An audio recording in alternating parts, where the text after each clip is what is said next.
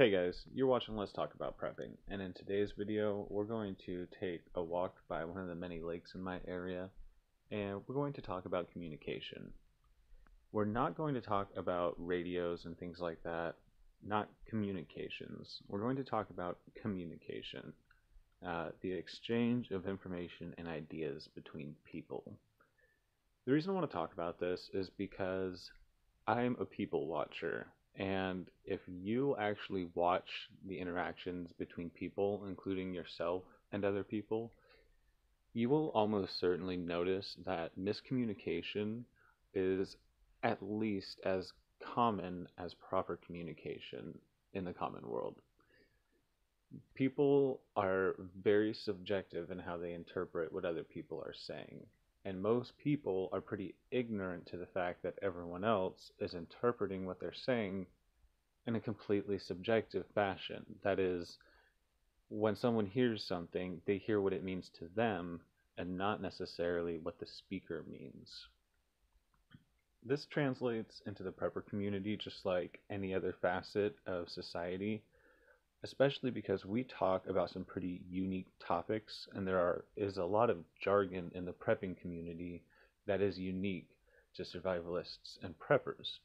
So there's no context to use besides just your own understanding and your own experience of the words that are being used.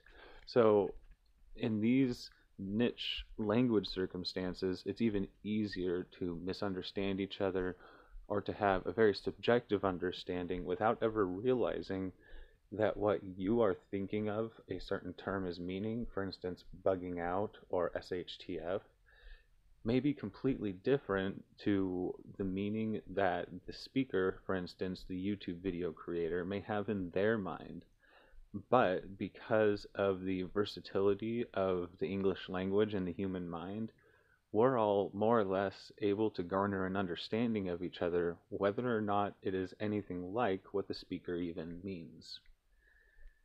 So you can understand why this would be an important thing to think about, both just in your everyday life, whether with family or loved ones, or at work, or in learning, whether that's at school or watching YouTube videos about prepping.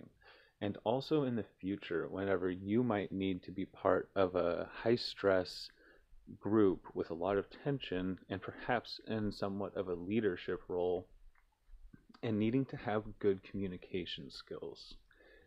You need to know that whenever you are communicating with someone about a task which is extremely important and which you won't be able to simply text them about, that both of you are on exactly the same page, and that the words that you're using are words that both people have the same clear understanding of the meaning of, and that there won't be any strange discrepancies that you find out later because one person was thinking that you meant this the whole time and not that. Now, I've got my own prepper examples of this, but first I went online and looked up good examples of miscommunication in the English language. And I got a couple of online articles, which I'll link in the description box down below. There's pretty good articles that share a really good few thoughts on how to communicate clearly and concisely with people, usually from the perspective of business. But that is a good way to be able to interact with people, because often in business, you're sometimes interacting with people, trying to get them to do things that they may not want to do, or get them to understand why it is in their best interest. So in this first article from moneycrashers.com, it shares a basic example of a situation in which two understandings, very subjective understandings of the same sentence, lead to different results. A father says, "If you have time, try to mow the lawn this afternoon," as he walks out the door to go to his office. His teenage son, head down, concentrating on breakfast, grunts in reply, "Uh-huh." To the father's dismay, the yard remained untouched when he returned home. The son, when confronted by his angry father, excused his lack of action with the explanation, "You said if I had time, and I had plans at the mall all day." Now, that is a very subjective understanding of the same sentence that leads to different results. Another subjective understanding of the same words might be if two siblings are sitting next to each other and one asks if the other could pass a cookie. The other says, "Yes, I could," and then eats the cookie themselves. Another example of this would be if a sibling hands another sibling a cookie and says, "I hope that you enjoy this." Now, those are just very subjective understandings of the same words, meaning what you think it means is what you will interpret.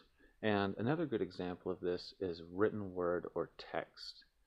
When we are confronted with multiple different interpretations of the same words or sentence, we are most likely to default to the most negative one because that is just the way that we react to negative possibilities as mammals.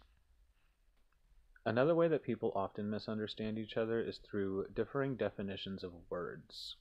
Aside from a core vocabulary of a few hundred plain language words, which pretty much everyone has a similar understanding of, everyone has differing vocabularies, and aside from knowing a different number of words, our understanding of the words themselves can be very different, especially with niche words like those that we use in the prepping community.